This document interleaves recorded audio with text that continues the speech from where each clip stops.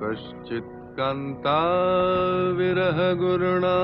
स्वाधिकार प्रमत्तः शापेनास्तङ्गमित महिमा वर्षभुग्येण भर्तुः यक्षश्चक्रे जनकतनया स्नानपुण्योदकेषु स्निग्धच्छाया तरुषु बसतिं रामगिर्याश्रमेषु तस्मिन्नद्रौ कतिचिदबला विप्रयुक्तः सकामी नीत्वा मासान् कनकवलय भ्रंशरिक्तः प्रकोष्ठः आषाढस्य प्रथमदिवसे मेघमाश्लिष्टसानो वप्रक्रीडा